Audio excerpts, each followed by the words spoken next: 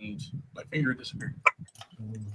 Hey, everybody. Welcome back to By the Sword.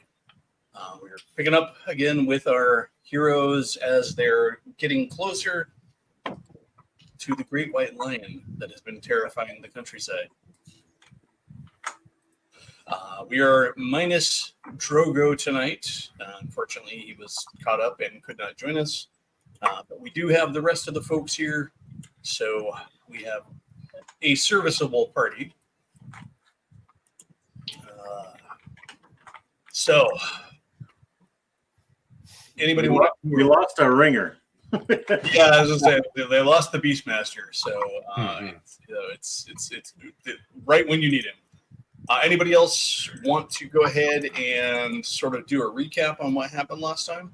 I am completely lost. I'd be the last person, other than, I mean, I thought we were still in town, and then somebody said the cat. I'm like, oh yeah, we're after the damn cat. No, Yeah, remember we packed up our battering ram in the back of our wagon and headed out. Yeah, and we encountered the shall we say remains of the Praetor, the Praetor's caravan, including one survivor, Nicknamed Popsicle. Yeah. Yeah, he was not doing well, and he had much to say about the attack that had occurred. Right. So let's then pick up where we left off. I think we left off with you guys interrogating him. Yeah, trying to Yeah. get the last word from him. Yeah. So, all right, cool. So from here, then, where are you going? What are you doing? Well, I definitely think we need to make sure that we're well armed and have plenty of arrows and spears and the like. But all of that extra stuff, as far as tents and all that go, I think that we should drop that and just see, basically make this our base camp, and then see if we could follow the trails. I'm not one to follow trails, so I don't even know where to go. But see if we can track this thing down now while it's still kind of full and maybe a little bit slower than normal. Alrighty. So we leave Tragus. We leave Tragus in a tent and with a fire, so he can hopefully start to recover. Okay. I can go offer to start hunting the lion if no one else is going to. Well, I think it'll be a matter of maybe half an hour to get a tent set up and a fire going to keep him warm. Yeah, I mean, you're already out, and as far as like your equipment goes, although you guys are sort of already equipped with what you had, Yeah. out in the Most of it's in the cart, but I thought that we kind of had to leave the cart. Is that wrong, or did we leave it? We had to leave it because the going was too rough to pull it. So we're probably traveling light at the moment anyway. So yeah. Orvar, have you ever hunted in the Kruak? No, It's great hunting out there. After this catch this lion, we can go. You can show me the sights. Show me the bog. Sounds interesting. We can hunt the swamp. Show me the snow. There would have been plenty of potential trails to follow from the attack site, because if you recall, you noted that it looked like the lion had left and come back a couple of times to feed on the horses and the men and the like. So, All right.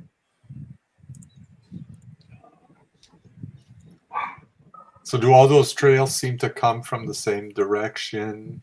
And If you spend a little bit of time investigating them, yes, they do look like they, even though they might kind of approach from slightly different directions and routes, they do, if you track them back, they do sort of eventually lead to a more centralized route that you can at least narrow it down.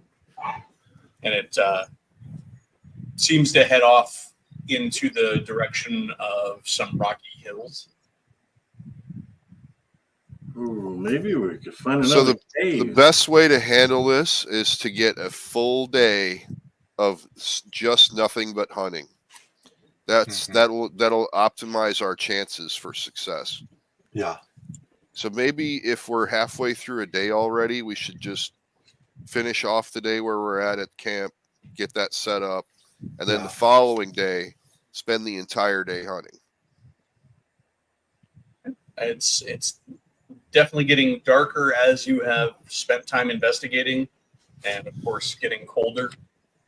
The sky is still clear enough to where you're not looking like you're going to be expecting any new snow, but it is definitely dead of winter. So Did we want to go back to our cart to protect our animals? yeah, I think so. Because I mean, in that way, we can also set up. We can move the carts around a little bit to for better protection, possibly. Mhm. Yeah, our tent's back there too. But yeah, the lion's probably smart enough to realize we're armed, and it could smell. I would imagine a defenseless animal. Well, Nah, These things Lucaldo, we'll go hunt that lion down and we'll stick a spear through him. I've done stuff like this before, but this will be my first lion. Yeah, I look forward to it. It sounds fun, but I agree with you that we should probably start out at daybreak versus, the approaching night. I stared at Igor and like, I think you look good with a lion pelt for a hat. That's all I need. Fashion. Imagine going home wearing the mighty lion head. I bet it looked good on you. At least that white pelt would. It might make me look pretty. Well, it's not magical. Well, that we know of. Good point. I guess we got to build a travois or something to take that injured man back. Once you Mhm. drag him by his feet. yeah, All right. I guess while people are doing that, me and Igor will be looking at the tracks, figuring stuff out while everyone's like kind of like okay. sorting out the injured man. So Ace, Kira, and Lacaldo, then you're going to be back at camp. Yeah, we're going to bring Tragus with us and Yep. set up a better emplacement for him. He seems and to be us. sleeping now that he's had some warmth and comfort provided, so he's easily moved. Yeah, well, I imagine we have enough experience of seeing people seriously injured and sleeping while they're healing that Yeah, I mean, we know to leave them to rest, even though we're not healers. At yeah, least- you're soldiers and veterans of various conflicts and the like. And Lacaldo, you were a wise man of healing ability. Yeah. There's equal chance that he'll never wake up, which may be a good thing. But if he can make it through the night, I'll be able to cast another spell, and he should be good to go. Cool. So Igor and Orvar, following the tracks, you can see that they definitely kind of wind their way through the sparse, copses of trees that dot the plains lands here, and eventually sort of move their way up to it's not so much like a big hill, but it's a rise in the surrounding landscape that seems to sort of butt up against a bunch of rocks that kind of break out of the countryside, out of the grasslands. I guess in a way, visually, sort of think about like the scenes of like Rohan from Lord of the Rings, where it was very rocky, but also plains lands and stuff. So yeah, the trail goes up through the snow, up into the rocks. And between the contrast between the bloody snow and the footprints, it's pretty easy to follow. It's pretty. We're pretty sure that we're on the right trail. That is correct. You say, Igor, do we leave it here and go back to camp, or do we want to like push a little farther? Let's go a little farther. We could be quiet while we do it too. Well, of course. Look around. Test the wind, see which way the wind's coming. Oh, I found it. I found the line. We found it. Back to camp. There we go. It ran away. So the wind is coming off the hills right now. So it's blowing against you. So you're downwind. Okay. Well, we are downwind, so that does favor us. We can smell it before it smells us. You can definitely tell that if you were to follow the trail itself proper, it would move up into some pretty lurky places amongst the rocks, where it's gonna kind of goes up into a crevice in the hill. That's probably where he's sleeping at night. Keep out of the rain, eh? Could be. Well, so we go get the rest of them and bring them up here. Well, we know the path. We can come tomorrow during daybreak. Unless it comes to us at night. Wonder if we can set up something that. Let's put a marker here. Very well. We could blaze this the trees around this area to mark it or something. Mm-hmm. I take out a hand axe and I blaze the bark off of a few trees in a circular pattern in this area that we stopped at. All right. So you easily marked, whether for any means, whether like you said, you're burning a little bit of the trees or snapping twigs or whatever. You have time to do that. It is getting dark and cold, so that is certainly going to be the big timer for your activities out in the snow. I mean, you have your winter garb, but it's still not the best. Well, when I said blaze, I mean that's a term they use for just chipping the bark off the side of a tree. Okay, I didn't know how you were referring to that. Like, are you throwing like have you heard of the Portland Trailblazers? Yeah, that's what that's from. I've never heard the term used, but you learn something every day. Yeah. He's blazing the trail. Yes. There you go. Okay, very good. All right. So, are you then returning to camp after you're done doing that? Yeah. All right. I think so. So while they're away, Aesir and Lacaldo, what are you guys doing with the time you have? I mean, you were mentioning setting up camp and all, of course, getting that going and getting a fire in and all that. Yeah. There was some talk of trying to move the remaining caravan wagons and the like to try and set up a perimeter or something. Are you doing that as well? Well, since we moved back to where our animals and our cart are, I think that's where we're going to set up the camp. Okay. Moving the carts, I mean, we don't have the animals for it. My understanding is those carts were way bigger than what we have. Yeah. They had teams of animals. So. Yeah. And Ace Gear will spend a bit of time just setting up a few snares. Okay. just mostly if something comes through, that some noise be made. Yeah, noisemakers. That's a very good That's a idea. really good idea, Yeah. Ace Gear. I'll bet I would have thought of it if I had another 5 or 10 minutes. I'm doing the best I can with keeping the tragus conscious to a certain extent, not necessarily awake.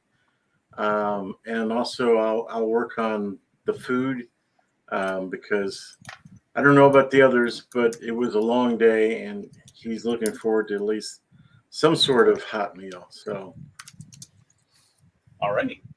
I'm gonna take my bedroll and put it on top of one, like if I can, one of the wagons as high as I can, so I can have a better advantage with my bow if something does come out of the wilderness. Climb up on one. I sleep with my shield over my head, but enough room for me to breathe still with air coming through. I mean, with the tower, if you've got a tower shield, it's probably curved, so it's Yeah. nice, nice little impromptu, shelter, provide some insulation, tiny tent, yeah. Yeah. some primo backpacking gear. All right, so evening turns into night, and you find yourselves dealing with a bit of a growing wind, not a huge wind, but I mean it rises from a breeze, which is sort of tickling the tips of the treetops, where you're definitely getting a wind. So you could hear the trees kind of yawing and moaning. This thick or this thin, northern pines and stuff like that are kind of blowing in the wind. It makes it kind of eerie as darkness comes over your camp. You've got the radius from your campfire, and then just the stark whiteness of the snow beyond that, and then the sound of the trees. Occasionally you'll hear something move through the snow, a rabbit, some sort of a ferret, or a weasel or something small, maybe the tiptoeing of a deer. But night goes on. What's your watch order?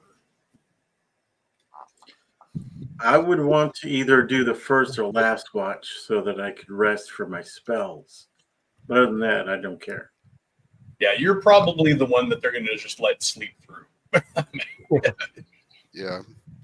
Yeah, so you'll just be sleeping for the night, and we'll be doing watches. Mhm. I could go first because I've got the most armor to put back on. Okay. I'm happy going second. Yeah, I'll go whenever. Middle, So- last. So Orvar take up the third watch, and Igor is first, and Aeskir is in the middle there. Okay. And Drogo's doing his watch, but it doesn't really quite matter. It's kind of like Drogo's Drogoing. it's that limbo period. He takes his watch, but nothing happens. Exactly. For those joining late, we're down the Beastmaster, probably the most key character you could possibly have in this scenario. Yeah. But so Aeskir, during your watch, you hear one of your noisemakers triggered. Okay. In a clatter of I'm assuming it's some sort of stick, or Yeah. you hear the clattering of the sticks, and as it's caught, and then you can hear the sound of the snare kind of rattle across the ground a distance from where the snare was. Yeah, like something tossed it or something. Yeah, and something large is moving through the snow. Okay. In fact, you can hear its breath, even though you can't really see it. You can hear Okay. in the darkness as it kind of thumps in, and it kind of skirts the edge of the light. Yeah, I put another log in the fire as soon as I hear the noise, and The light flare from the fire flares up, and you get a yeah. brief moment of eye shine at the edge of the light, and then it like slinks back out of the light ring and into darkness. I'll be more comfortable with someone else, and I will wake Orvar up.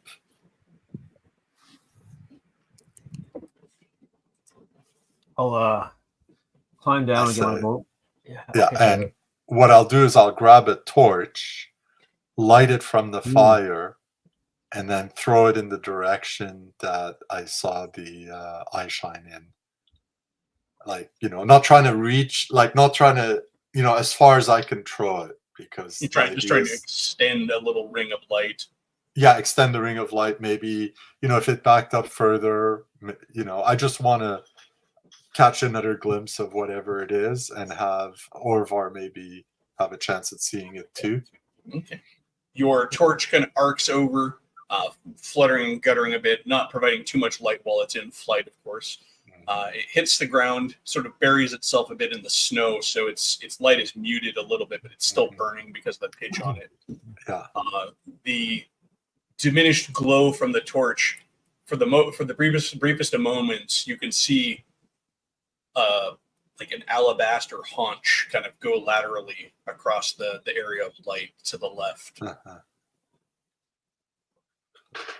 I'll slowly take off my bedroll and I'll get an arrow ready. Super quiet, but I'll try to also pay attention to where our pack animals are doing. Are they noticing? They are quite nervous. Yes. No. Okay. And then I'll throw a rock or something at the tower shield. Boom. Like a Igor, but very sneakily, just like, Thunk off the wood over your head. Thunk. Or maybe a clank off the boss on it. But yeah, I'll be ready. I'll try to be ready at the bow from my Yeah. vantage point. And I just turn to Orvar and go, we want to hunt it, but it thinks it's hunting us. So we have to be doubly careful. You hear the horses really pick up in a bit of a panic. You can hear the cart rattling a bit. We'll need to. I will. Secure the horses before they bolt. Yeah. I'm assuming they're not. They're detached from the cart and everything, so we're just not worried about that. But yeah. So you hear them kind of fussing over by the cart and in near panic. One thing Aesgear is going to do is, I had half a dozen torches. I just tossed one. I will take the other 5. I will light them and I will stick them up right in the snow, but around the camp, to extend the light of our around. So, and encompassing, of course, the horses and our wagon, everything. I'll whisper to Aesgear. Aesgear, I have oil in my pack. If you want to light that as well. Keep it. You can maybe throw it. I don't have it with me. It's on the cart. Okay. But I mean, you hear, as you're kind of working through this process, you can hear very quick movement around the perimeter of your camp. Kind of just the crunching of the snow in big loping, kind of continuing around, and then something slams into your cart. You can hear the wood of the cart just groan and clatter, and you can see as you turn to face the cart real quick, in reflex, you can see the cart kind of coming back down onto one of its wheels and glimpse the back end of the lion kind of disappear into the shadows again. if I catch any movement, I'm gonna take a wild shot at it. Go ahead and take a shot as you glimpse it. On this one. It's been a while. It's like, wow. 12. 12. Yeah. Your arrow sings into the night, and you can hear it just kind of hit the snow.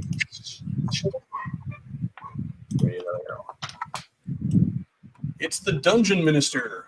Welcome, Roger. Welcome. All right. So, but yeah, you're definitely being. You get this. You can hear it moving even when you can't see it.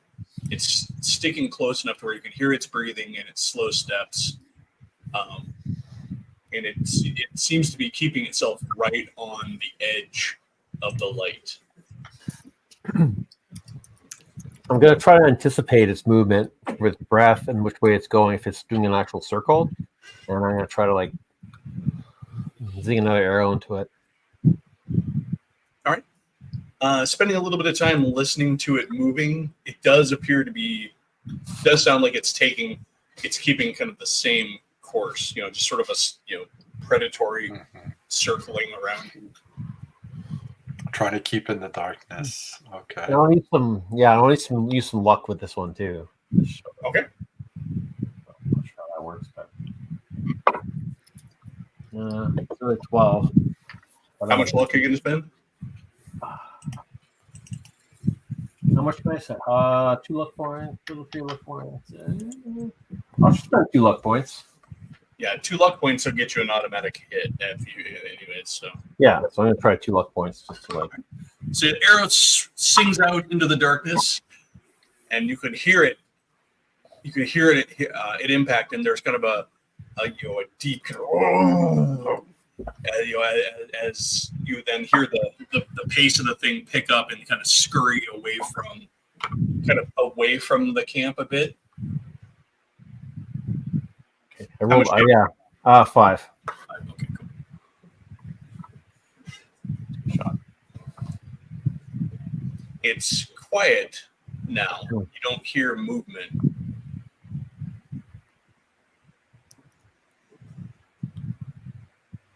And then you can still hear the wind and the trees moaning. Aesir's gonna go and inspect the cart, see if there was any damage to either the cart itself or whatever was still on it after it got hit. You can see Am I that. still snoring? I suppose they attempted to wake you up. Did you wake up? Yes. Okay, then you're awake. So Aesir, you do find that when you look, it looks like it. You can see what look like teeth marks on one of the wheels of the cart. It looks like it tried to get a hold of it and maybe like overturn it or something. Okay.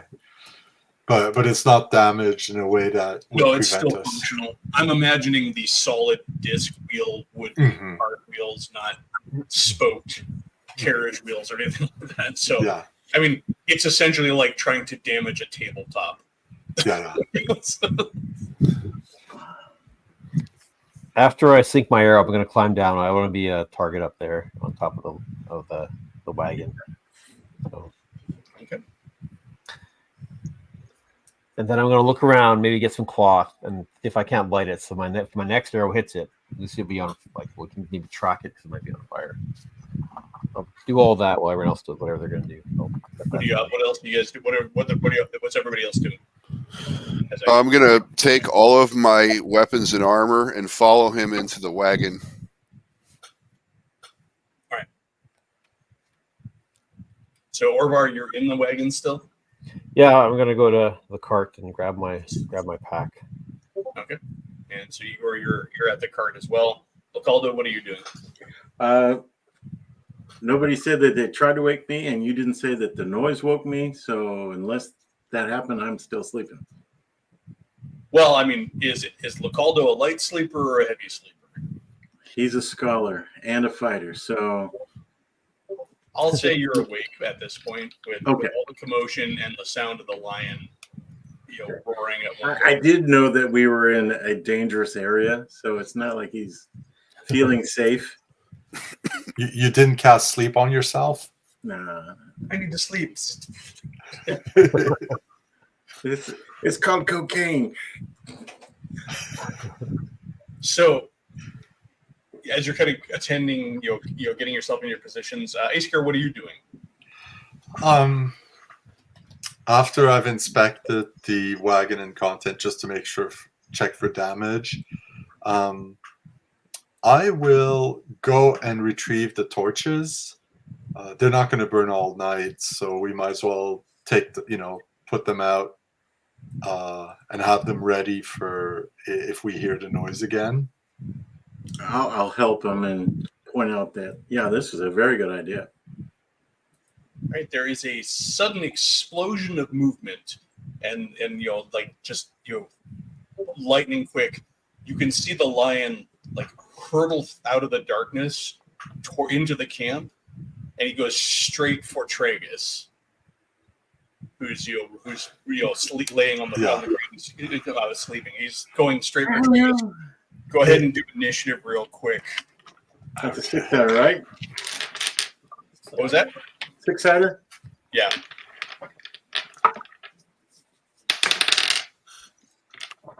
All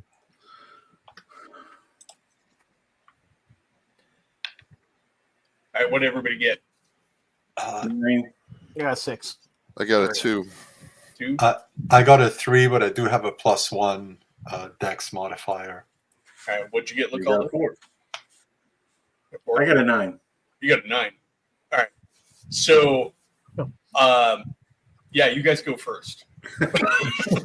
New side initiative. How far am I from where this lion or I whatever? will say the lion is basically right in your face because you were probably sleeping as the healer next to him. Yeah. And you were the one who was feeding him. Also, you were saying earlier that you were making sure he got a meal and all that. So I'll just say, like, the lion is barreling into camp kind Okay. of directly at you. So when it gets within 15 feet of us, I cause a tremendous sonic blast to occur, and basically cast thunder. What is it? Gotta look at my sheet. Thundercats. Thundercast. No, it's No, we're not in the brothel. Thunder Wave. So I wait for it to come close, scream out in that wonderful Idri language, gibberish, scream out, and this thunderous clap of noise occurs. It gets a saving throw. If it makes the saving throw, it takes half damage and does not get pushed back. But if it fails, it gets pushed back 10 feet. Is it a save versus spells? I presume so, yes. It just said saving throw. Okay. Well, that is not going to do it. What is it? What's the effect of it again? It takes 2d8 damage, plus it gets knocked back 10 feet. All right. Go ahead and roll the damage.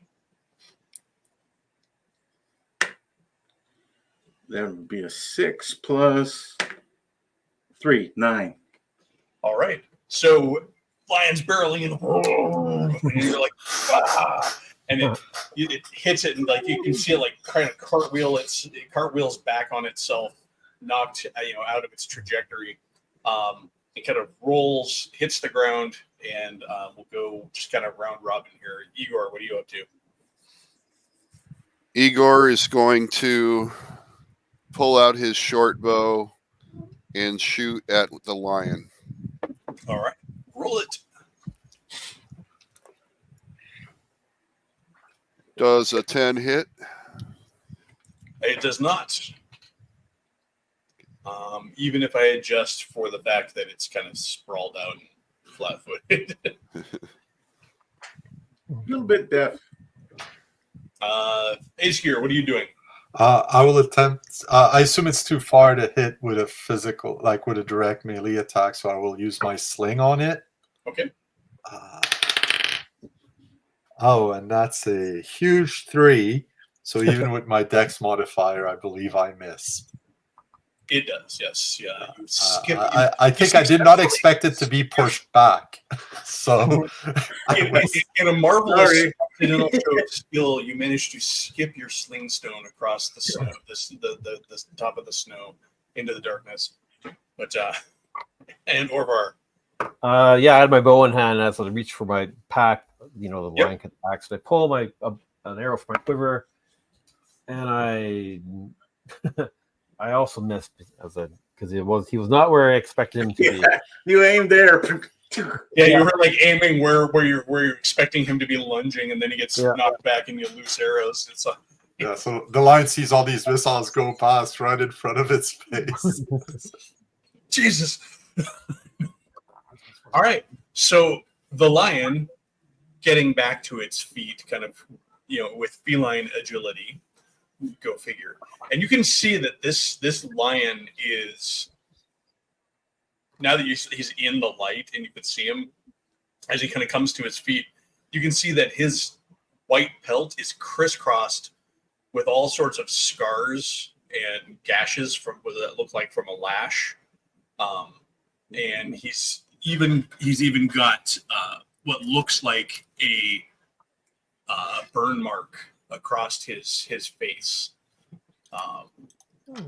He lunges again, going this time towards for Localdo directly, who is still the closest to him. Yeah. Well, actually, you knocked him 10 feet back, so really nobody's closest. But you're still the one that hurt him. So he lunges, he charges forward and lunges at you, Localdo. And I'm pretty damn sure that misses. He lunges forward and instead ends up going over you. He kind of slides on the snow and wheels around to face you, preparing for another attack. And Localdo, what are you doing? We're going to go for the same initiative order. So Okay. I'll draw out one of my daggers and try my darndest to hit the damn thing. So roll it. 13. Sure that misses. Your dagger strikes the beast. Roll your damage. Oh shit.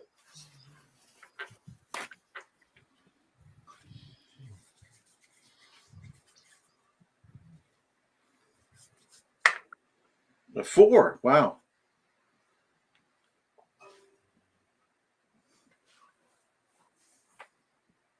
All right. So you managed to cut across, striking it in its big face, slashing it across its cheek. Igor, what are you doing? Igor is going to shoot another arrow at it. All right. Take this one, lion. This time, 18, 2 damage. Your arrow strikes it high in the shoulder. It's sticking there, kind of hanging loosely, but it is still standing. Ace Gear. Tough beast. Ace Gear will again use his sling. And that's a 9 this time. +1 because of my dex. That's 10, which I assume misses because it did last time. It did, yeah. So your sling stone goes wide again. Barbar? Follow Igor's lead, and I rolled a 14 to hit for 3 damage if it. All right. Managed to kind of graze it along the top of its hackles, and it roars really loud and then lunges at Localdo again. Fucker. You're front and center with it. It's a predator. No, I have no problem with it. That's just what God will look at it like, oh shit, I'm about to get eaten. 16.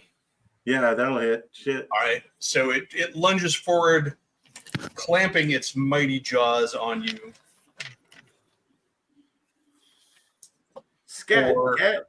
4 points. Okay. You see it, jump forward and grabs Localdo in its teeth and continues to lope forward, dragging Localdo with him. Like it just kind of did a run by, snatched Localdo and is continuing to Yeah. race out of camp. Mein Lieben. I need to hit it with a ranged weapon. Localdo, you're still free enough where you could try to strike at the thing.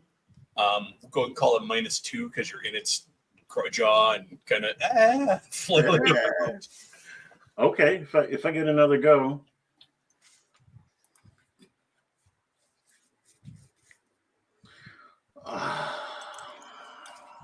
-2, eh? Yep.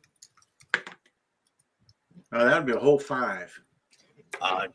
In the jostling of it running and you kind of flailing about in its jaws, you miss with your Yeah, I'm sure I hit it, but I did absolutely squat to it. playing soft. Yeah. Igor, you see this massive white lion making away with your companion. I'm gonna pull out my spear and I'm gonna chuck it at him with luck points. Okay. Ooh. You're going to spend 2 for the auto hit.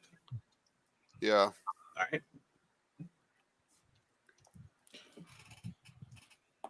So I roll 5 damage for the spear. All right. Spear sticks in its flank. You see it kind of stumble a bit. It does drop Localdo, but it kind of rights itself and continues to try and keep running away. Ace Gear? Ace Gear will do the same and also spend 2 luck points. All right, so that auto hit. Yeah, and that'll only be 2 points of damage.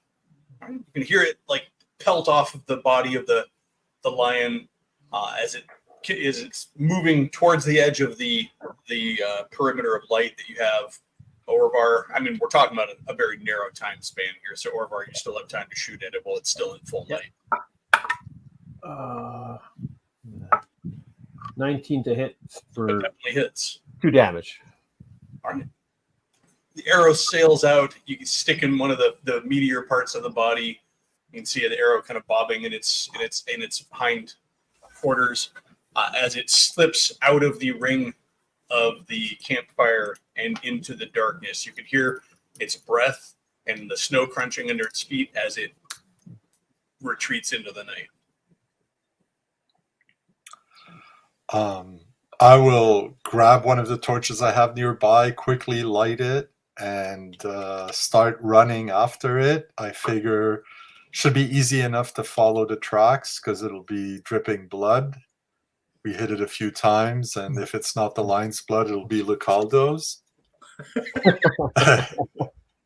Localdo is laying there now in the snow, tussled, Okay. slightly injured, but now free of its jaws. Okay.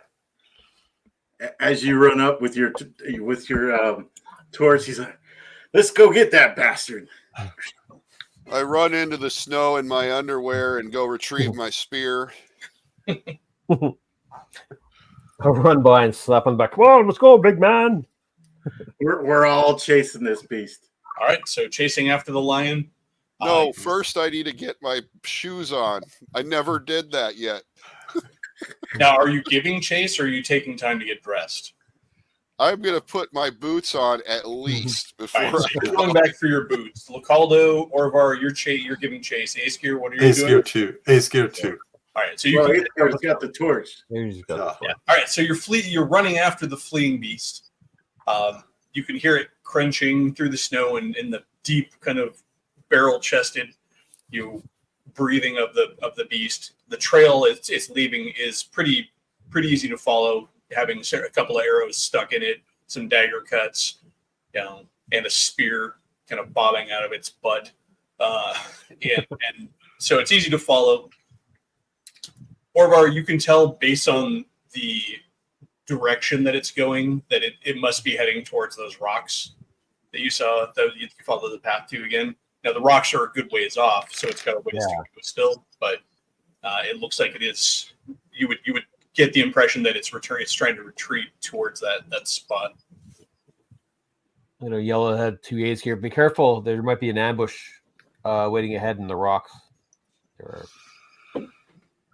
Okay. are, No way to hide from them. Well, I bet he has no snares, so there's that. Yes, but a wounded animal is a dangerous animal. I agree. I agree. After a bit of pursuit, you can hear a deep kind of chuff of sound, and then the scratching and scrabbling of claws on bark. Okay, so And I the rustling of branches. yeah. So I slow down and I start looking up, trying to step away from any trees, like looking for any claw marks on any tree trunk or signs of one of them having been used to climb up on. And just meanwhile, yeah.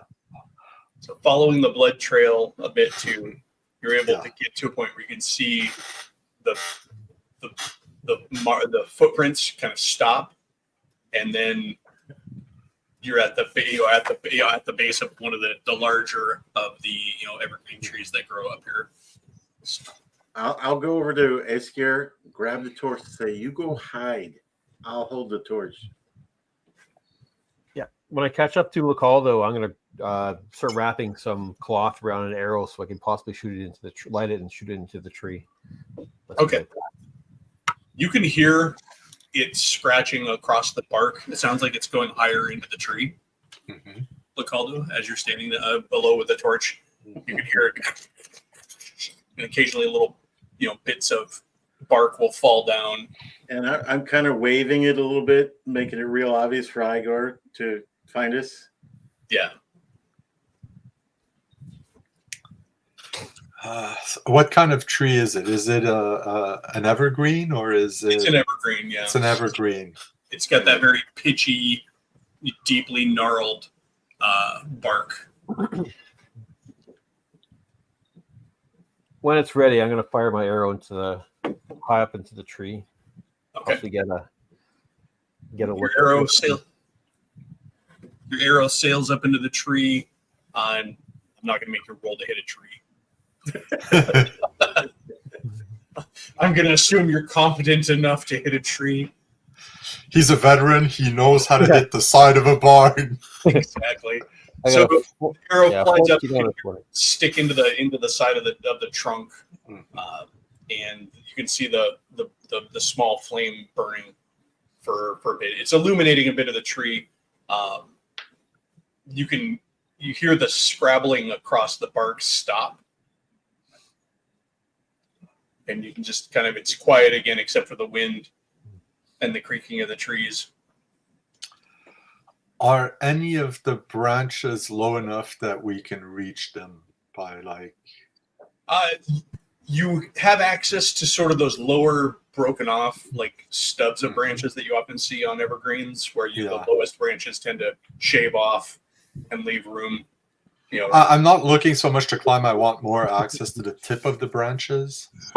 Oh, well, yeah, definitely that. Yeah. They're laden with snow, but Yeah. which would make them more accessible because they're going to be weighted down and leaning over.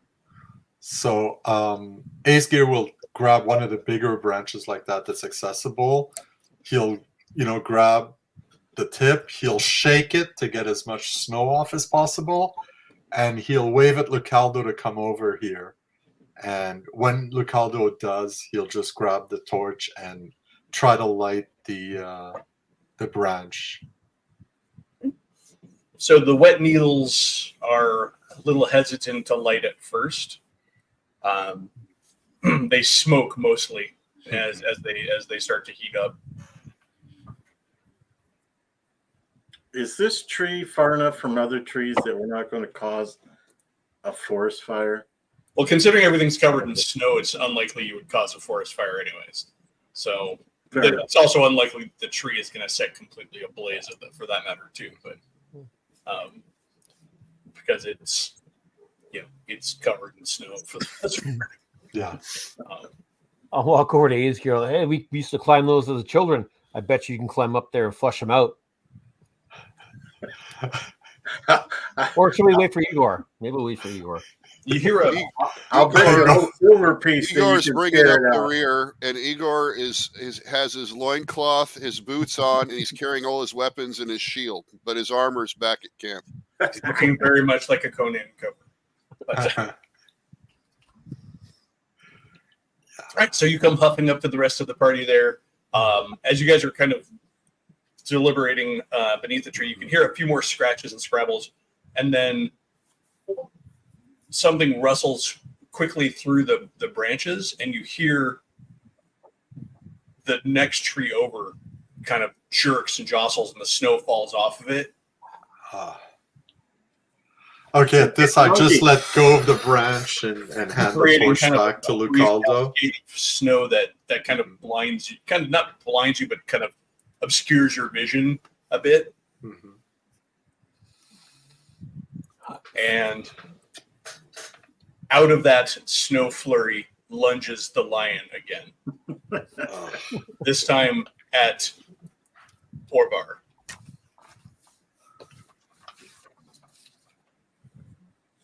But he misses because he only rolled a 12. Ah, Pretty sure your armor class is better than 12. yeah, it's 2 better.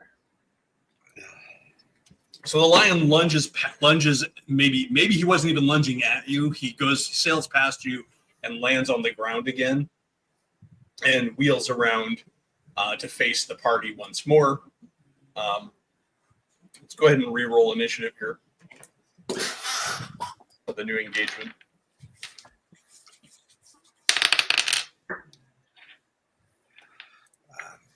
That's 7 for me. I got a 5. 3. 8. All right. Well, you guys are going to go first again. The lion rolls like crap. Go the other way around this. All right, Orvar, you go first. I'm going to draw my longsword and take a swipe at him.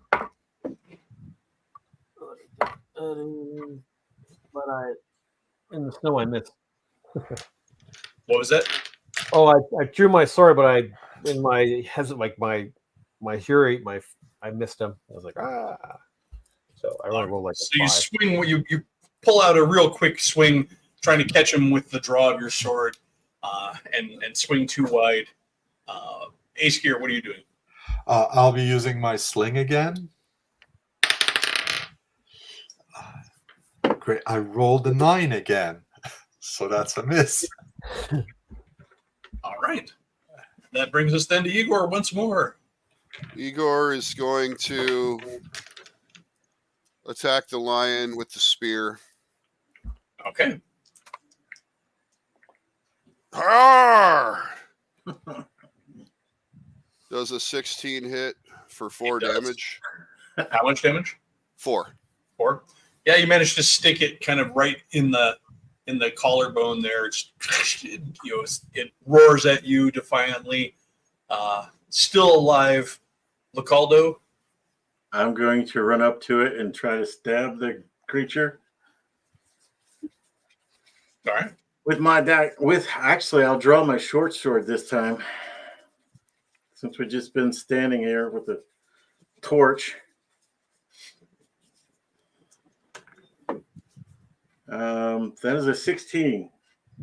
16 hits. Yes. Seems the second fight with it is going much better. Oh, 1. You glance with your short sword. You graze the lion. It roars loud and lunges at Orvar, which is the one that it was squared off with.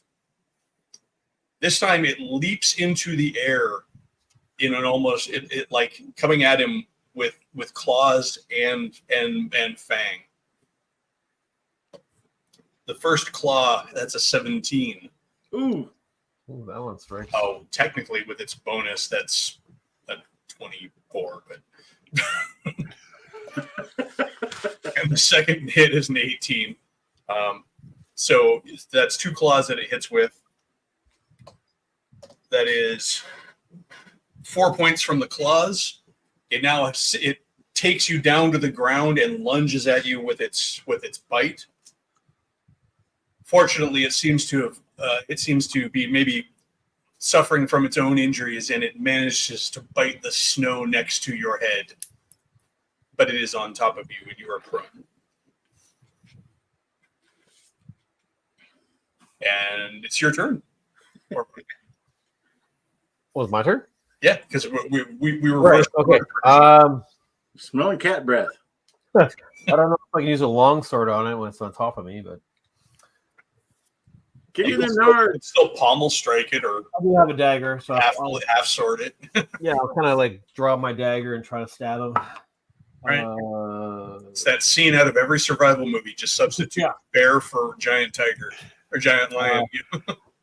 D4. Oh, sorry. 15. Sorry, my bad. 15 to hit. That hits. For 1 damage.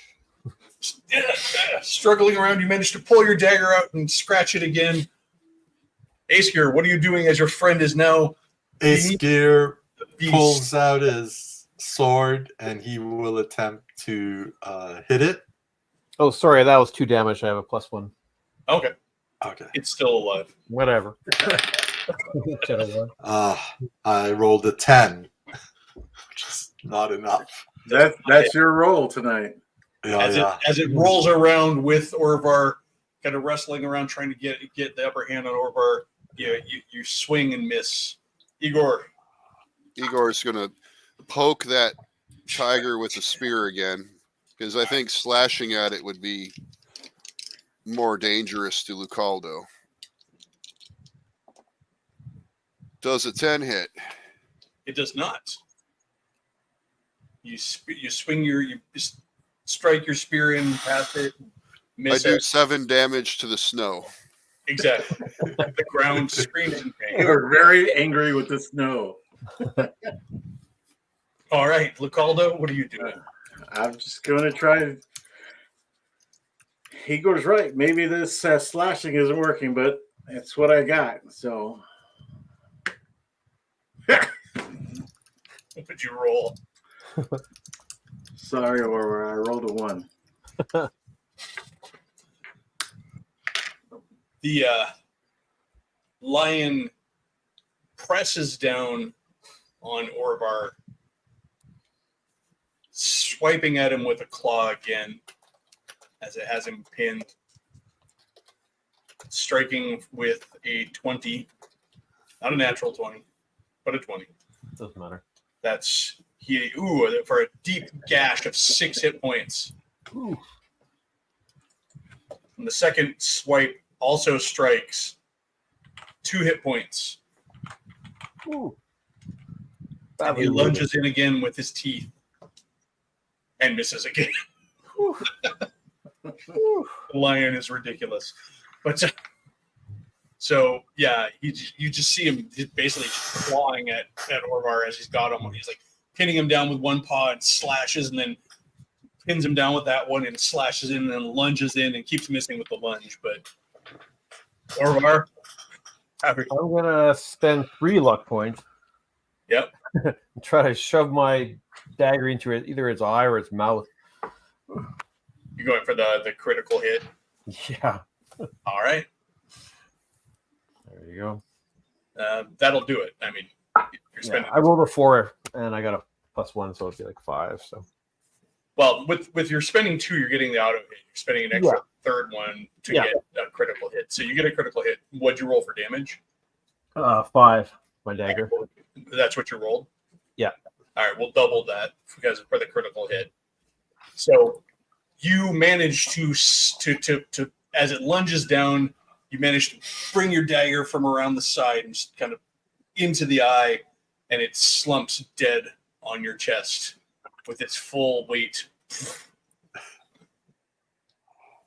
And a last deep gurgling, chuffing moan comes out of it as it lurches, and it is expired.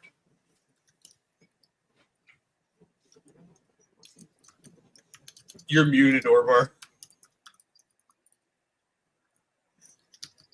Oh yeah, sorry. I'll just lean my head back and I'll Igor, pull this piece off me, please. You're muted, Brian. I go assist Orvar and help him out. Yeah. So you managed to roll the lion off of him, kind of bleeding from all the various cuts. Mhm. And of course, Orvar is also bleeding quite a bit. Some of this blood is mine. Seeing as you took what, like 6 points in that claw. Yeah, another hit I'd be probably. Yeah. If you would have bit me, I'd be dead. So the night is quiet again. The wind whistles through the trees. It's picking up a bit more, starting to grab some of the snow. You're getting kind of buffeted by little bits of powder that are picked up with the snow. Criminy, I'm cold. I'm getting back to the fire right now. Yeah. You're probably so cold you can taste your testicles. You got that right, Lucaldo. I try to help Orvar up to his feet so we could basically drag him back to camp. Yeah, I'll Yeah. sit there for a minute in the peace, with after the violence, and I want to inspect the cat as best I can before I pass out. From So yeah, you're all able to get a really good look at the cat. This lion is not. I mean, it's still physically like powerful. It's easily larger than the largest lion you've ever seen. It's clearly a male lion. It's got the mane and everything. It's got a white hide, but you can see that there's a slight dappling to it, showing that it is some kind of maybe a spotted lion with different pigmentation or something like that. But what's most striking is, again, it shows signs of being worked by a lash, and you can see that the hair around its nose and shows that it's been worn off in a pattern that's consistent with like a really severe muzzling.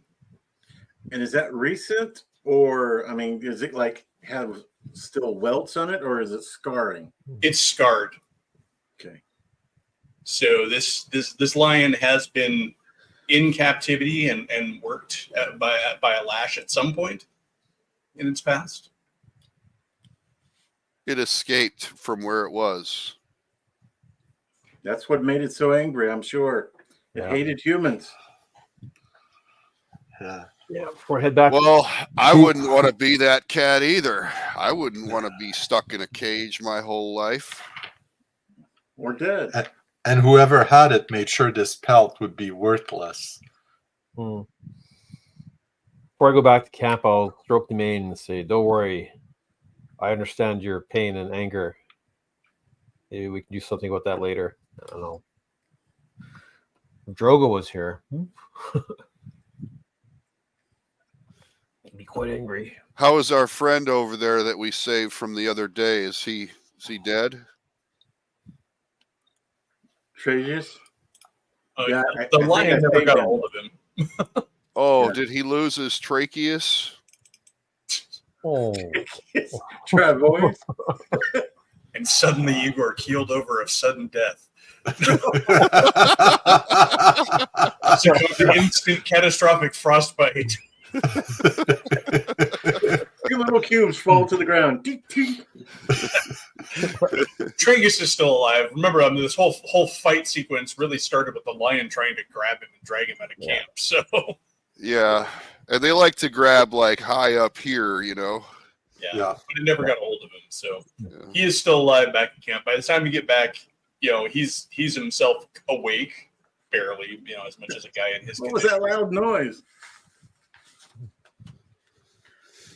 All right. So what all are you doing now that you've Well, killed the cat? Well, once we're like the cats now. We're licking our wounds. Yeah. was I able to recover any of the arrows that I sunk into that animal? Yeah, we'll say you were able to recover half of them. Okay. So I got All right, three. I'll put one back on mine. I got 3. I fired 2. I fired 6.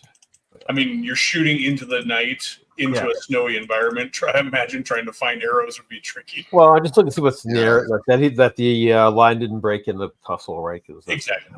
Right. So Yeah. So once I've done my studies and done my meditation, I will cure light wounds on Orvar. Definitely. Yep. Igor, are you injured? No, I'm just a little embarrassed. Why? You ran into battle nearly naked. That's brave. There's nothing to be embarrassed about. well, it's the cold, Well, right? I wasn't That's what putting man. as we say in Crew Arc, I wasn't putting my best foot forward. You know what I mean? Oh, well, it had a very tough hide. You were hitting it. It just wasn't, that instant kill like you normally get. There'll be more, Lucaldo. There will be more. That just means it was a worthy beast this time. There you go. However, once my two patients are, not dying, bleeding out, I will want to go up to those caves, and I can't do it by myself. So I'm going to try to, see if there's anything up there because the things seem to like grabbing stuff and bringing it back. Yeah. Real quick, this is all happening the next day, right? After you had a chance. Well, that's what I said. Unless somebody has to do something beforehand, I have to meditate for these spells. Yeah, I will imagine you're easily able to, amongst the talent within the party, to stabilize those who are bleeding and stop them from losing blood. So I'm not going to worry about Orvar bleeding out in the night. So the next day you're going to set out for the caves then. Yeah. That's my desire. I'm also trying to think throughout the night as I'm doing my meditation, if any type of spells, especially when I was in town for that long period, if any type of spells had any type of components that we could save from the lion, make use of it. I know that the animals are going to get a lot of benefit from all this meat showing up in the wintertime, but I'm not looking for trophies. I'm looking for components more than. I'm not going to have like a tiger claw necklace or something like that. Yeah, in terms of things that are of value on the lion, the pelt, of course, obviously is no good except for basic clothing. Warmth, yeah. But there is, of course, in a world such as this, all of the magic that would go with various parts of the creature, as well as the fantasy medicine. Think of all the spleen, the gallbladder, the testicles, all of the stuff that normally goes with ground up rhinoceros horns, yeah. Exactly. So it's got value in that regard. And of course, claws and teeth, are always valuable, even if just trinkets. So yeah, you could easily get a pelt out of it for warmth. Like you guys had joked around earlier. I mean, if Igor wants an actual lion pelt to wear, he could have it, or maybe Orvar, considering he's the one who killed it. So there's the lion pelt for that would make good clothing, and then all of the well, parts. I run it past Drogo first. I don't want him like ganking me in the night, going but as long as I'm like Orvar, I'm not trying to desecrate the lion. It was just tortured and angry at humans. I understand why it was killing humans, but if there's thousands of gold pieces worth of spell components over there, it'd be silly for a mage to walk away from. Magic's magic. Let's just cook it on the barbecue. It was eating humans. No. It's not going to stop me from eating it. Not only was it eating humans, it was evidently targeting the praetor, if you remember. That's true. Yeah, it's been a couple of weeks since our last session, so I'm going to go ahead and point that out. Remember the first hand accounting from Tragus, and then also the evidence at the attack scene seemed to show that it was most of the attack, the damage to the caravan seemed to center on the Praetor's caravan wagon. Well, the only reason why an animal would be that angry at a specific person is if he was the one with the whip, or he looked like the one with the whip, Or smelled like him. or to the animal, that was the person's that was responsible for this. Mhm. So I it start probably got packing up the revenge. camp while they're talking. What was that? I start packing the camp while they're talking. Okay. I thought he said the cat. Yeah, me too. I'm like, you started packing the cat. Okay. I kind Roll of it up feel like like a sleeping bag. I kind of feel like packing the cat anyways. Pack it in snow and bring it back with us. Yeah, I mean, you could, harvest whatever parts you're going to do, right? You could dress it in the field, for that matter. Yeah. You know, Yeah, I definitely want to take the pelt, claws, whatever. But so go ahead and write down whatever you're taking, and we'll settle up the values of those later once you get back to town. Okay.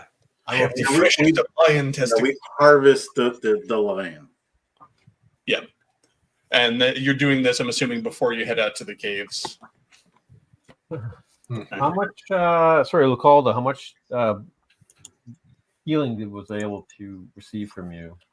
Let me go. Cure light wounds. I believe it's 1d6 plus 1 if my memory serves. I was That sounds thinking about it's doesn't it add levels or something like that? I don't remember. And I mean, that's a newer D&D thing too. Maybe, I don't know. Yeah. How much? It's 1d6 plus 1. It doesn't say anything about Yeah, because in older games you Yeah. have cure light wounds, and you have another spell which is cure serious wounds. Yeah. Right. I would, that's actually one thing I enjoy about modern healing magic is that they just have the one spell and it just gets better as you cast it better. But all right, so you managed to get all of that taken care of and set out for the caves. Then that was your plan, right? If they're done putzing with the cat, yeah. Okay. So the sky is clear again today. Whatever storm, or weather pattern was moving in through the night, seems to have left a clear sky. While the trail is dusted over with by the snow that was blown around it in the night, you already know where it led to, so it's easy to find the rocks. they do. They collectively, as the party, Mhm. the royal you.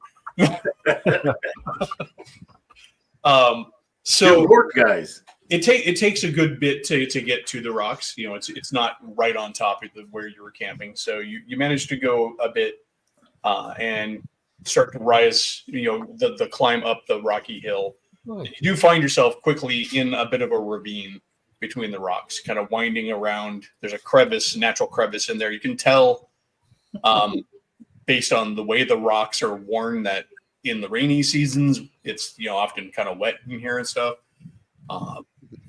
But up towards, after you kind of wind your way up through the crevices, through the ravine for a bit, you can see there's a natural cave set up off the ground and under a large boulder. Mhm. Now, the cave looks large enough for a man to walk in upright. The boulder's kind of sitting diagonally on another one, creating sort of a natural cave there. Cool.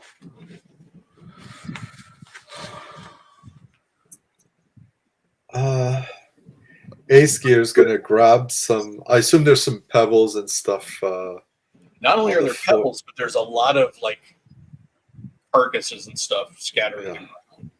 I just want to grab a pebble and toss it into the cave. All right. See if we hear anything. You hear the rock clatter off of natural stone, and it sounds like it's going down, like it goes through the mouth of the cave and then down. Okay, no other sound, no other. No other sound. Okay, I'm gonna grab a fist-sized rock and do the same thing now. A louder clatter. It kind of, you hear it clatter down, and as it reaches the end, this time you hear a metallic clang.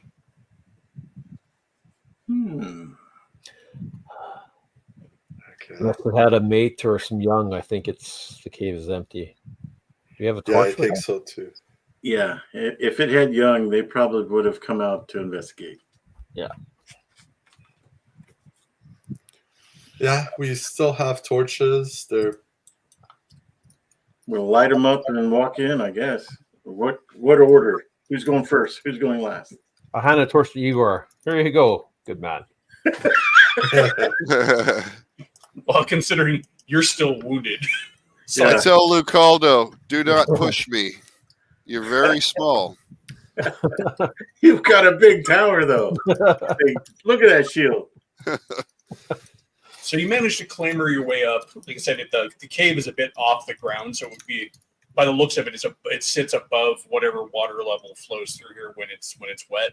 So you kind of scrabble your way up through the remains, the carcasses that are laying outside the lair. There's mostly animal carcasses, but there are some human corpses there. Mostly picked clean. Because of the season, thankfully, free of most insects and vermin, and not stinking too much because they're frozen. So, yeah. but you manage to scrabble up and then climb your way up over the lip a bit, and then you get up into the cave. Standing there in the opening, it's wide enough to go about one man at a time. So it's basically, you can go single file, but you can be upright if you stay in the middle of the two leaning rocks that kind of teepee their way to form the cave. But there's a slope down into the earth from where you're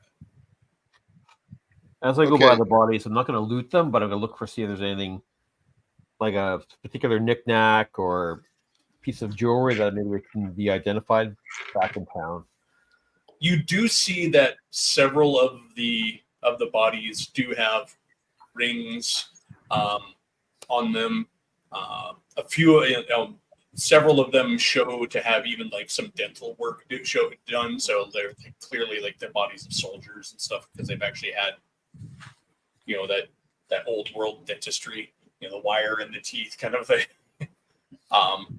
And a couple of them are even still have like the little gorgets that mark them as like ranked amongst the legions and stuff. Yeah, I'll take whatever I can for identification Yeah. purposes, not for It's- looting. It's but just- mostly costume jewelry and and a little bit of wearable wealth. Yeah, signet Yeah. ring type things. It says yeah, that- it's more like me go back in town. If this person's missing, Exactly. I switched to shield and torch. So Igor, you've got your shield out, your torch out, but not a weapon. No. All right. I'll ask for your spear. I'll walk behind you, just over your shoulder.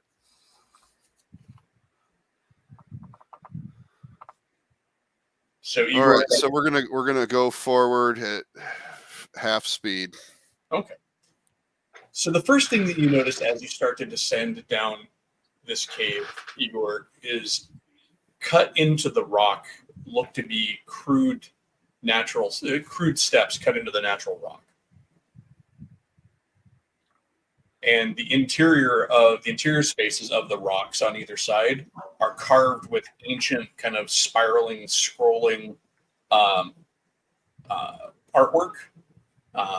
Very like primitive tribal kind of art. I'll whisper to Igor, how long do you think this lion was here? Line? The lion Oh, lion. to create the artwork. Well, it's kind of like Igor thinks about it for a second. You're pulling my leg, aren't you? keep the torch steady, my man. Lacaldo, as you come into the as you all file was loud. Somebody dropped something upstairs. I'm like, are you alive? Hello. But So as you kind of all file in, and Lacaldo, as you see the markings in here, you can tell that these are ancient tomb markings. Oh, Like these would be the like barrow markings.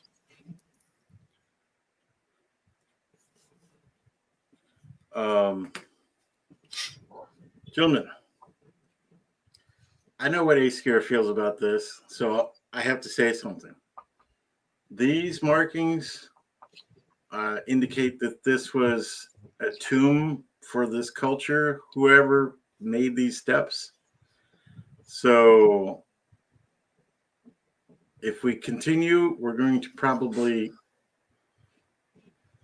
we have a chance of desecrating something.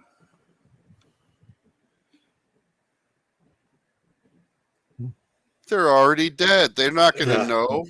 As long as they stay dead, I'm Okay. fine. I didn't know where your line was, Aescare. Okay. I'm much more interested in the markings than anything else right now, but he does like gold too, so he's continuing along. Okay. So continuing down the slick but still traversable stairs as Orvar gets attacked by yet another lion.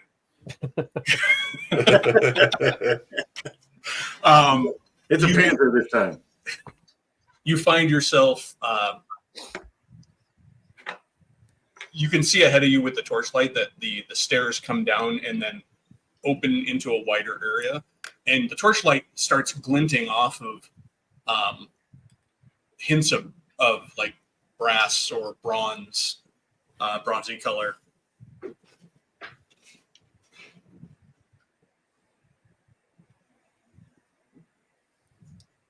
Igor, you're at the head of the column. I let people know looks like brass and bronze on the columns.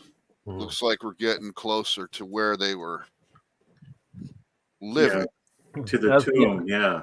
Yeah, as we go down, I'm like looking for blood, other signs of offal or just bone or what have you. That There's definitely some scraps. I mean, it looks like most of the carcasses were dragged outside, but of course it's a lion, not a housekeeping staff. So there are still stains and bits of blood here and there. that I'm more interested in that than the Yeah. culture. So Are there any insects crawling around anywhere? Down in here, yes, it's much warmer, or it's at least not frozen. Being under the ground where it is, and so there's some beetles and the like crawling around. But the room you see as your torchlight strikes it looks to be a vaulted, like a naturally vaulted ceiling where it looks like several boulders have kind of piled up, much like the entrance here, and just formed this cavity in the earth that may have been enhanced and dug out. But all around it, you see kind of in the corners piles of goods, cups, cauldrons, plates, and stuff, all made out of like old like bronze and like most of it's very patinaed. Some of it's still showing some polish. But what is most striking is an upright effigy in the middle of the room, much more modern and clearly new compared to the ancient goods that are in here. This effigy is in the form of a man, but it is draped in robes of office.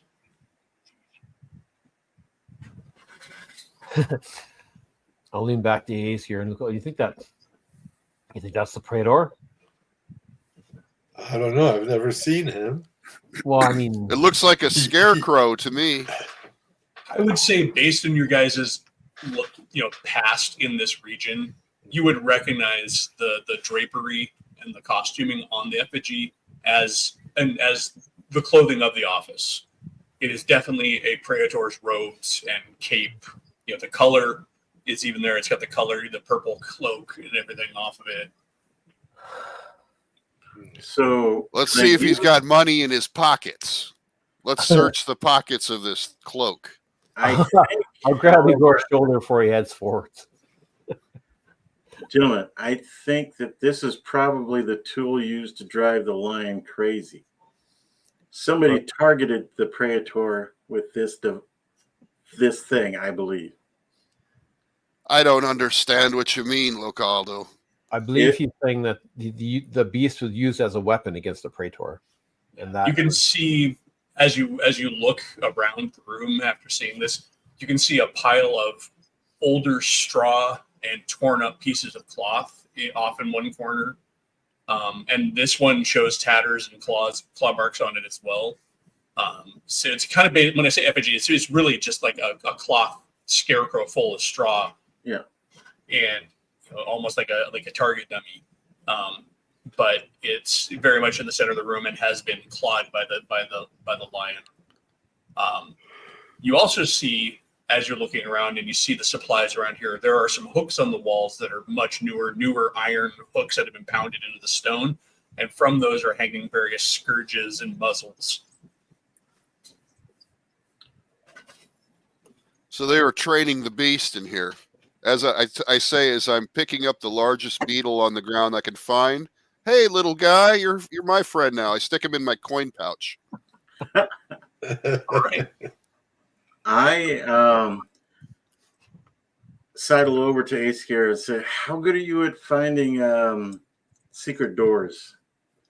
Because this would be a very good place for a hideout. And Yeah. Well, we can look. I'm going to look. I don't know what my class has as far as the ability to find that shit. You're a wizard. So I would say this is old school. So you can tell me what you're looking for. Well, there are a lot of natural fissures and stuff. He said that most of this stuff is still natural. So I'm going to look into the cracks first and see if anything pushes or pulls that looks like it's, solid, but it's easily manipulated to get out of the way.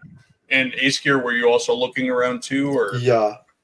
I'm also going to look around. So. All right. So collectively, as you kind of search around, you can feel that behind there. So there are several like large vertical stones that form the walls here. There's the naturally tented boulders that form the ceiling, but the walls look to have been made up of stones moved into place, and each of those appears to have a space behind it.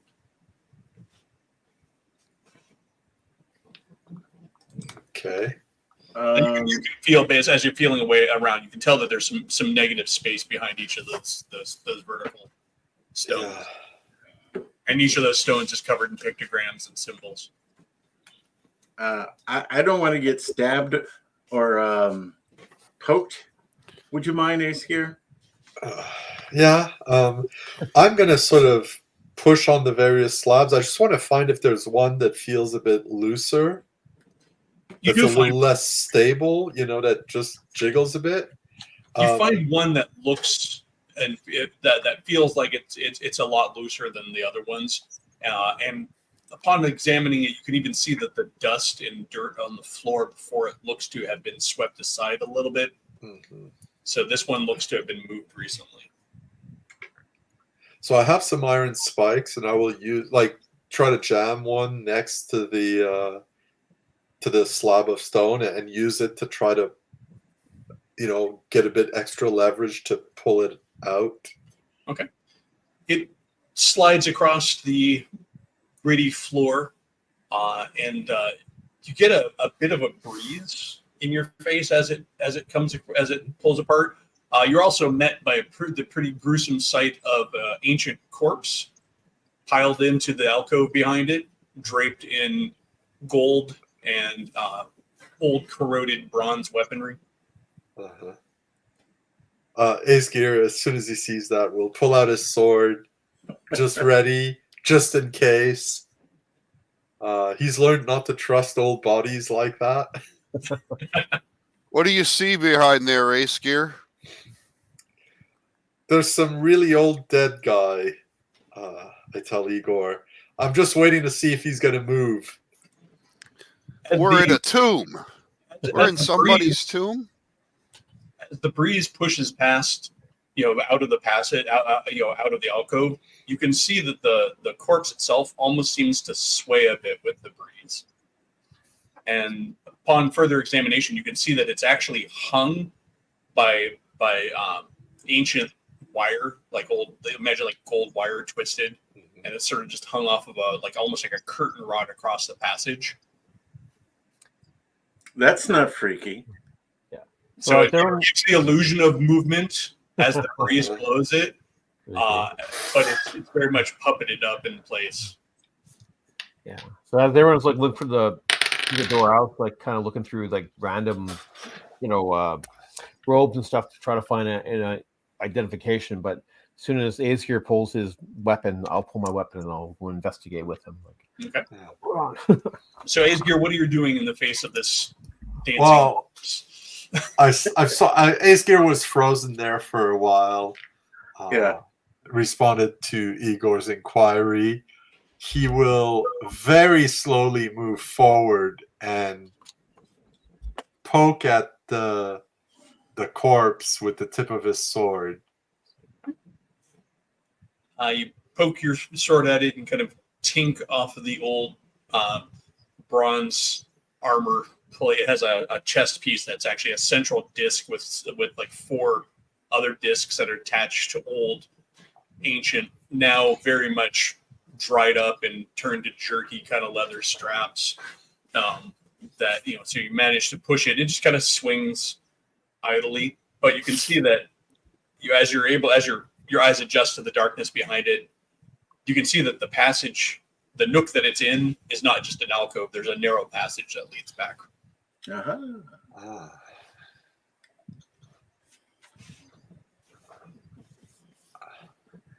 I shine the light wherever Aesir asks for more light.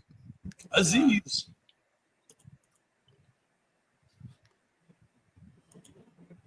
Aesir will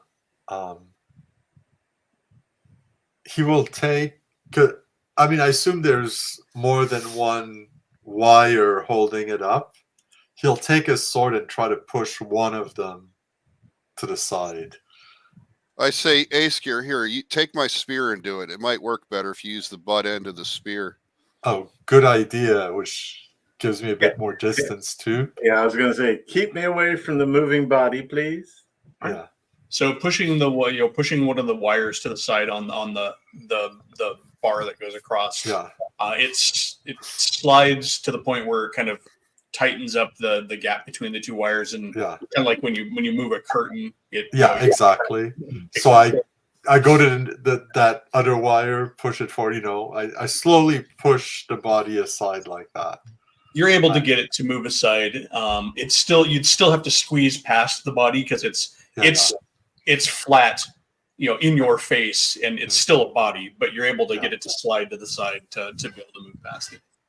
You just have to shimmy your way past an ancient corpse. Excuse me, let's get in here. I was mostly worried about if we move it that there's a trap or something. Yeah. So, okay, and now I assume we can see a little bit more. There's a hallway behind. There is a passage that is a narrow passage. It looks like it's really just dug out between old boulders of the rocky hillock that you're in. So, like, imagine they just carved the dirt out from between the 2. So it's a very narrow passage. In fact, some parts of it look like you might have to go sideways to shimmy away. But there's a breeze coming through it. There's a breeze coming through it. And does the floor look like it's very dusty, or do we see signs of recent passage? It doesn't look to be any signs of passage. The floor is an alternating combination of dirt and natural stone. Okay. The same kind of matrix that they would have carved out from between the rocks just under your feet. Okay. Looking at the passageway, I'll sort of touch it and try to is this relatively, recent, or is this like ancient?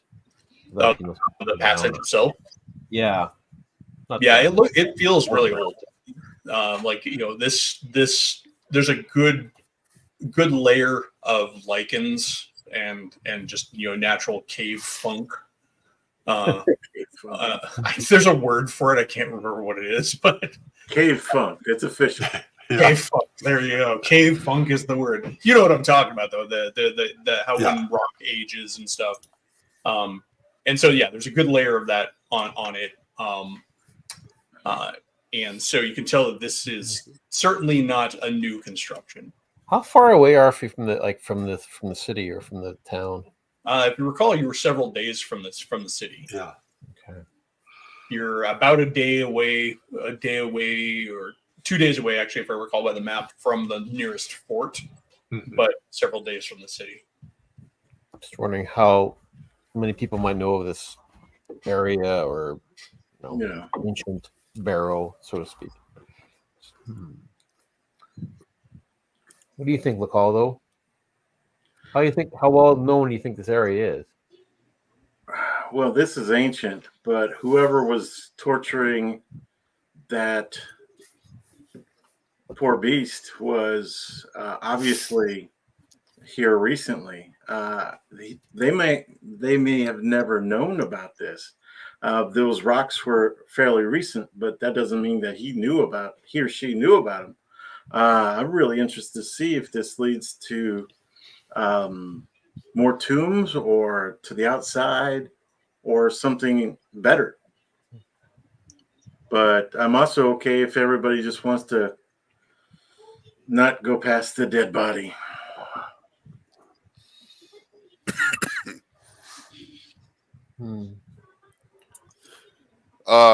Can we smell that body?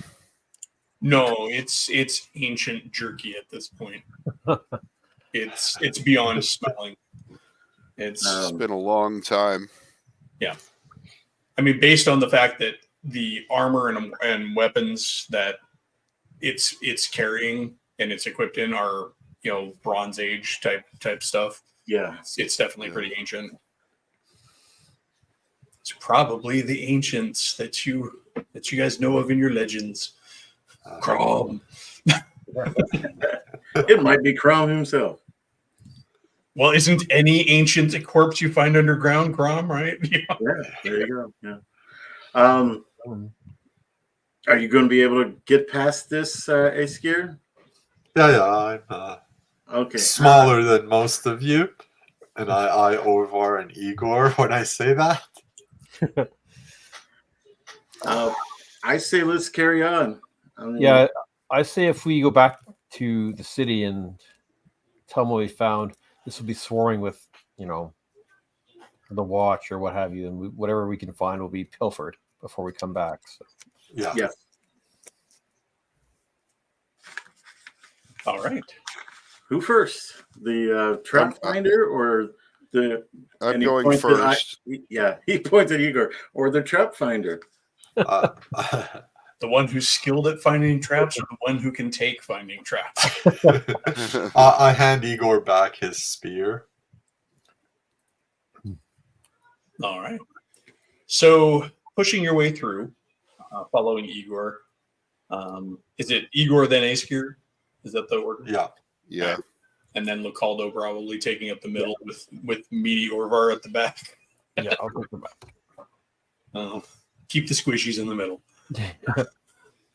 Well, I'm probably the healthiest one in the group right now. Well, I mean, Askir and Igor are pretty decently. Yeah. Anyways, so you make it. You kind of work your way Did we through. lose somebody? No. We're all here. Oh yeah, he was called first. I think he was talking about himself. Yeah, he's like, everybody drop. No, you did. We'll give him a second, and there he is. Yes, Brian, we lost you. That's we heard. Did we lose somebody? And then you drop. No, it's everybody else that dropped, not me.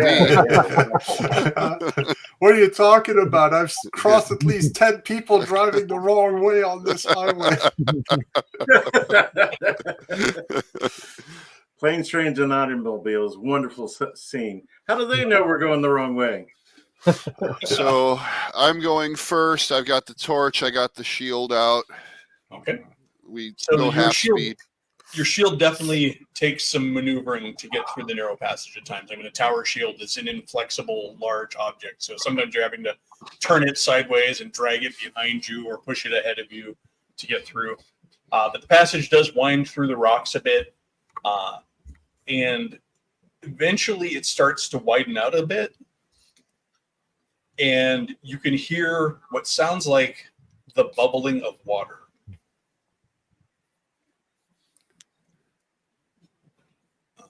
Coming from down the passage.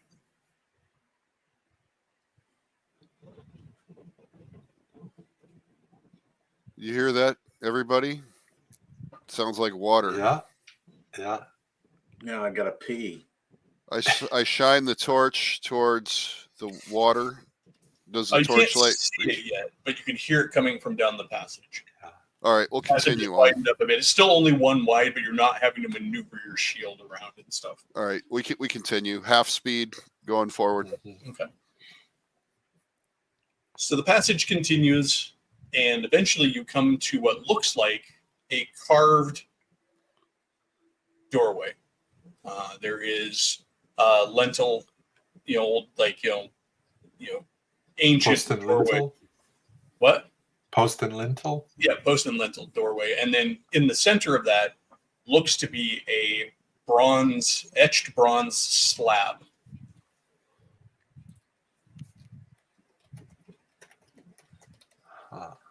Just That a has- slab.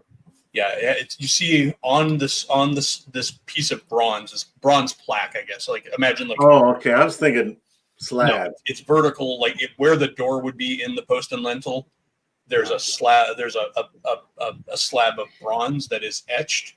Around the outside of it is just some basic filigree, but in the center looks to be a coiling worm form, like a long.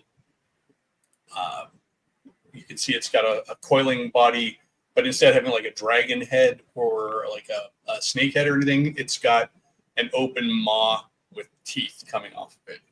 So it has an ancient language on the door. Around the edge of it, there's filigree, just like scroll work, and then this symbol of this worm. Uh,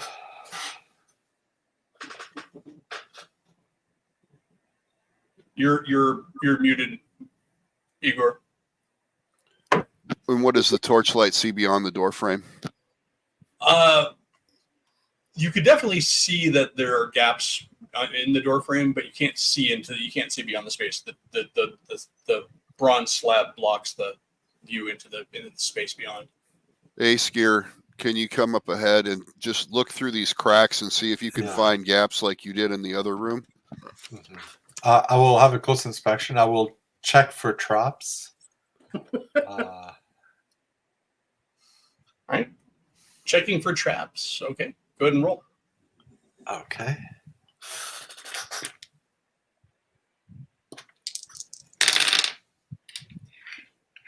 And that's a 35.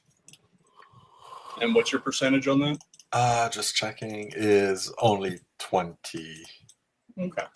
So you don't make out any signs of any kind of traps here. Mhm.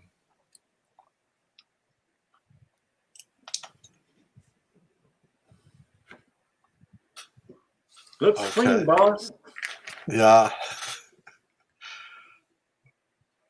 All right, let's go. Let's try to Aesgear pass through. has not seen anything. Did he find any obvious mechanism or handle or way to move the bronze slab?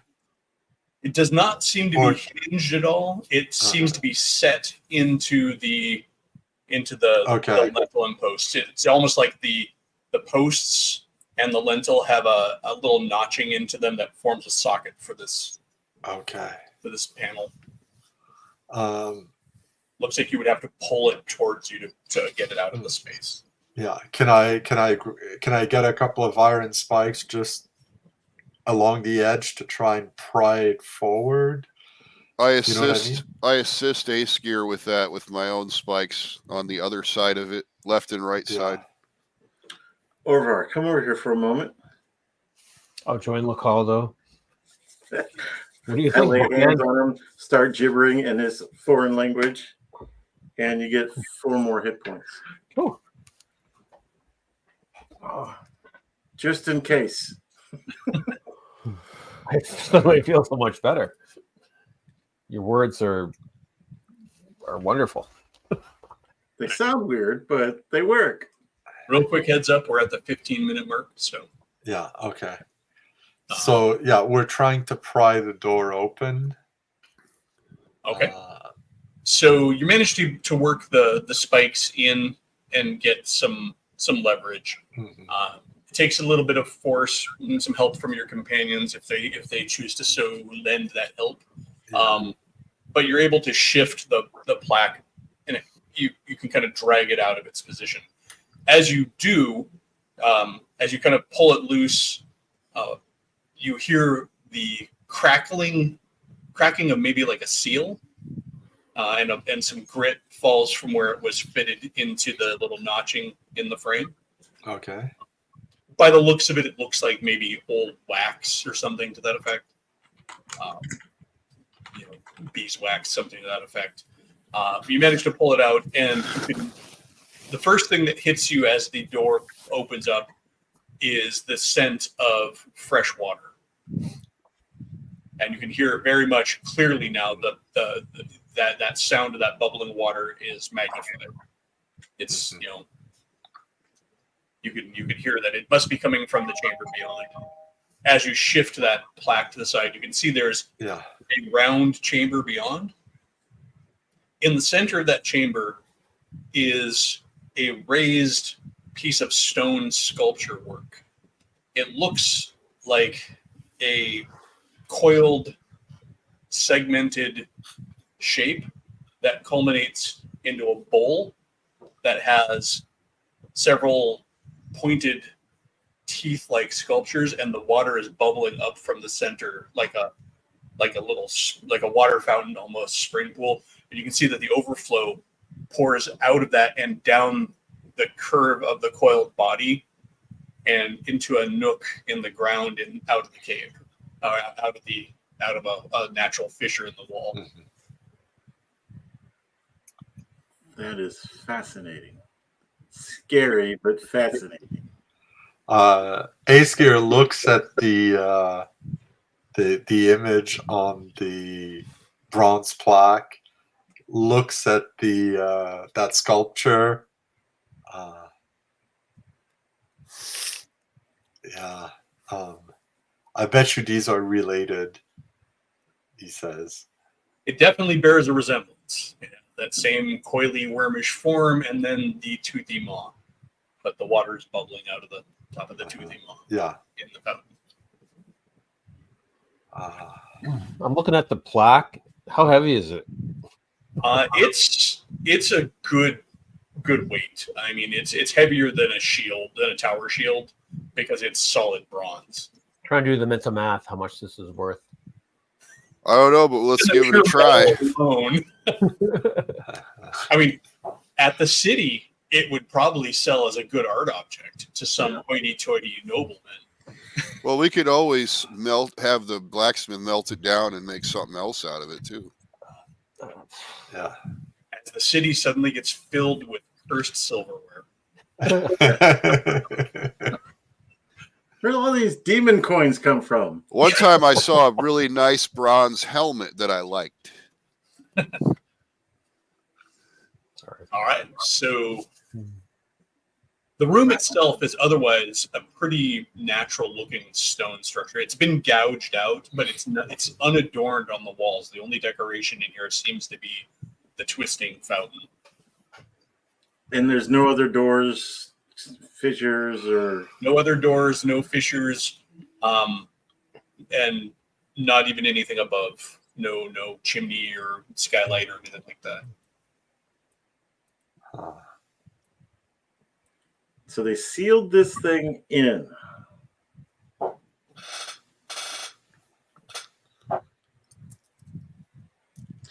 As much as I love a mystery, I'm okay if we just back away and seal it back.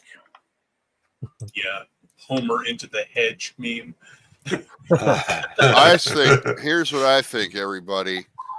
We just pack up and take our stuff, head back to town for now, and we'll come back here in a day or two, maybe 3, Yeah. depending on how much time I Yeah. spend at the pub. So I would think Right. we leave here. We put the slab back in place, maybe with some spikes to keep it in place.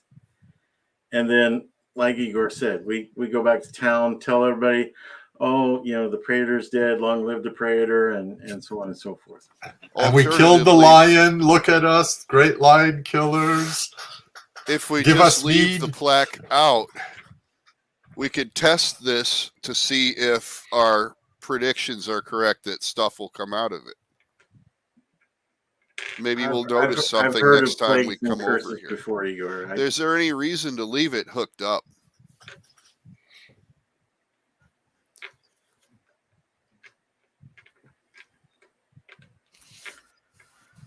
I believe that was a question to the party.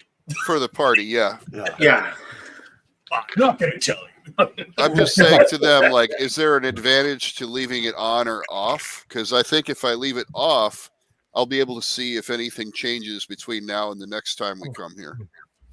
Well, the thing that might change is that the surrounding countryside might be completely demolished by something. Whereas I don't think that simple and I thing that bet we that's were something- easily able to pull out ourselves was something that's strong enough to destroy the countryside. That's just my take on it.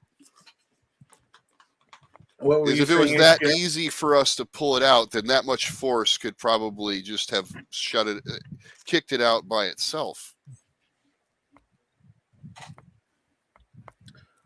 Unless that was a magic seal that we brought. And it's been broken. So why don't we just take this door back and sell it, and I can maybe have enough money to get back home?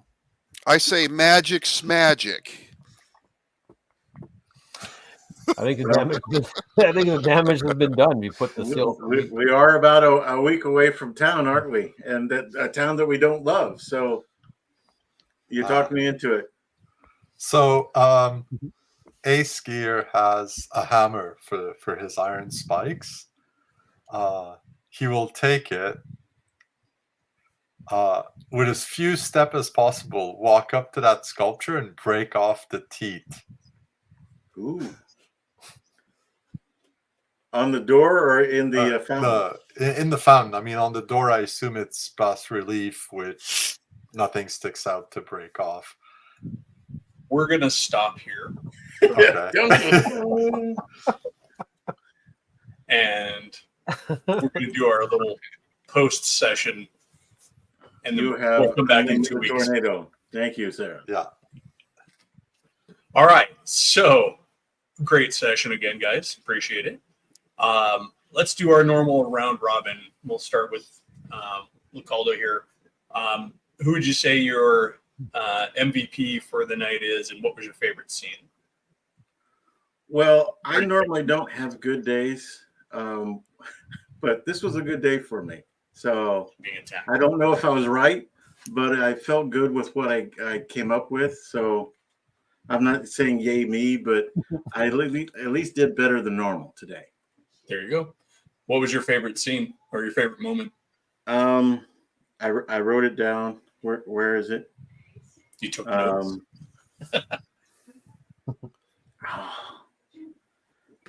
I did like the fact that when Igor said that it would make him pretty, I said, well, it's not magic.